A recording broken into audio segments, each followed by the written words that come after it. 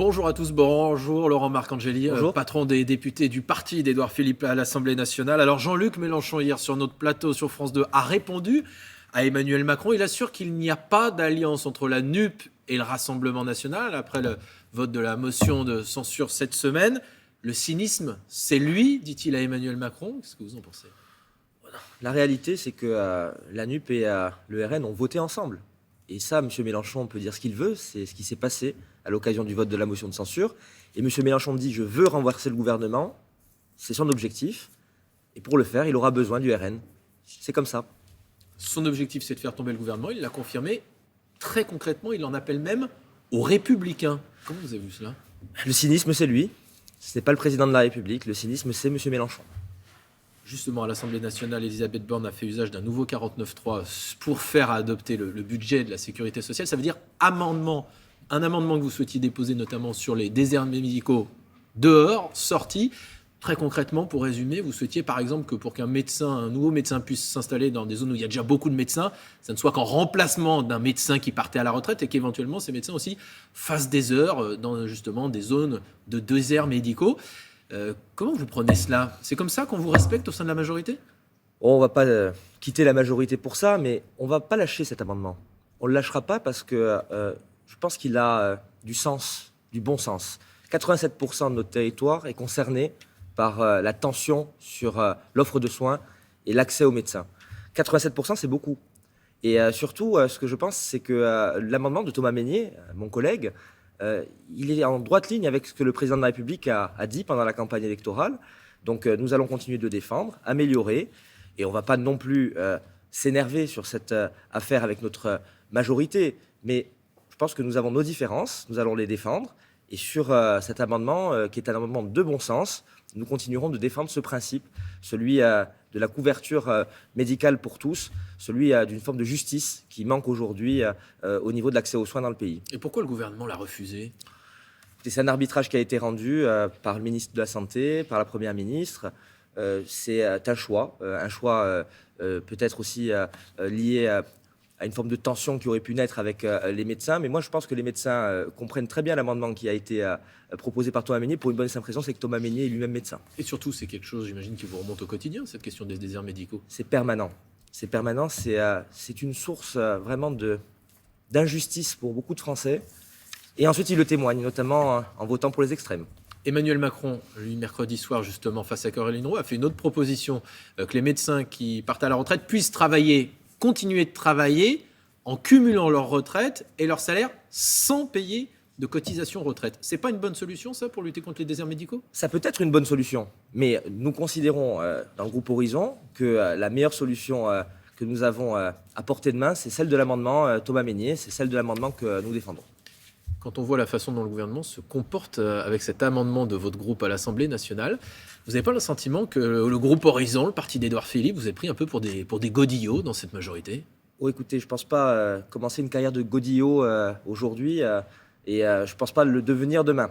Nous sommes aujourd'hui dans une majorité, nous avons pris des engagements dans l'élection présidentielle, dans l'élection législative.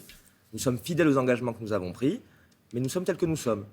Et nous avons bien l'intention de rester ce que nous sommes. C'est-à-dire que vous vous définissez comment ? Comme les frondeurs d'Emmanuel Macron, le groupe Horizon, c'est ça ? Non, nous ne sommes pas frondeurs, vous savez, nous sommes des gens sérieux. Mais nous avons véritablement l'intention de porter un certain nombre de sujets, de les défendre, parce que c'est ça, faire de la politique, c'est avoir des convictions et les défendre. Par exemple, un sujet très concret, c'est la réforme des retraites. Elle va arriver d'ici quelques semaines, au mois de décembre, début janvier, à l'Assemblée nationale. Est-ce que votre groupe déposera, par exemple, un amendement pour amener l'âge de départ à la retraite à 67 ans, qui est une des préconisations de votre leader, Édouard Philippe ?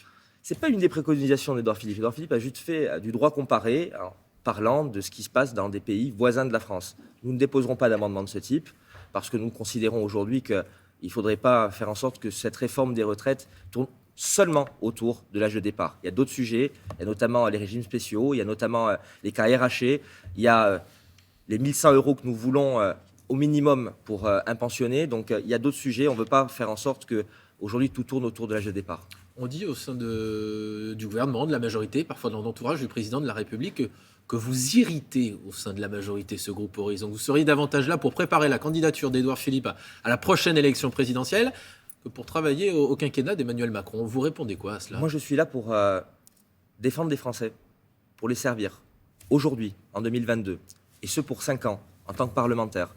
Et les élections présidentielles viendront en leur temps, mais aujourd'hui, le groupe Horizon, les 30 députés de ce groupe, ils sont là pour appliquer un programme, celui du président de la République, que nous avons défendu, et défendre les Français. Mais Édouard Philippe ne se cache pas de vouloir préparer un projet, peut-être pour la prochaine élection présidentielle. C'est bien le cas. Nous aimons la France et nous aimons la politique. Nous voulons faire en sorte que ce pays progresse, continue d'avoir un grand projet, continue d'être une grande puissance.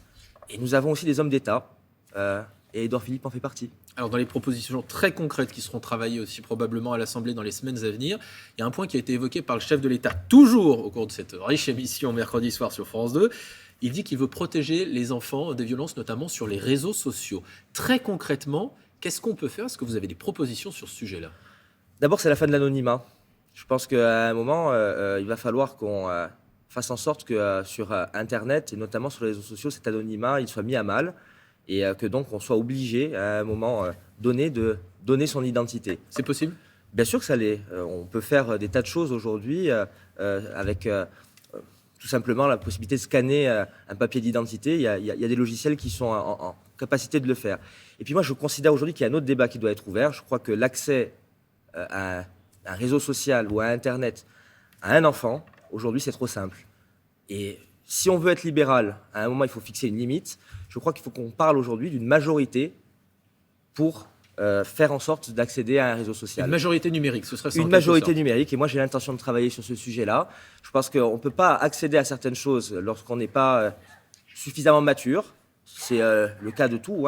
Si vous ne pouvez pas voter avant 18 ans, vous ne pouvez pas avoir un permis de conduire avant 16 ans en conduite accompagnée. Eh bien, pour accéder à un réseau social, je crois aujourd'hui qu'il faut un degré de maturité que beaucoup de gens n'ont pas. Alors, fin de l'anonymat, une majorité numérique. Vous allez déposer, votre groupe, une proposition de loi sur ce sujet-là, très concrètement? J'en ai l'intention.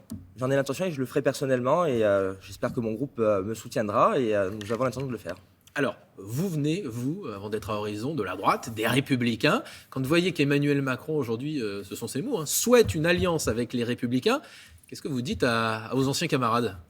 Je leur dis que la porte est ouverte et qu'elle le restera, sur des bases claires, sur des bases que nous allons présenter aux Français. Il ne faut pas le faire dans une arrière-boutique, dans une arrière-salle.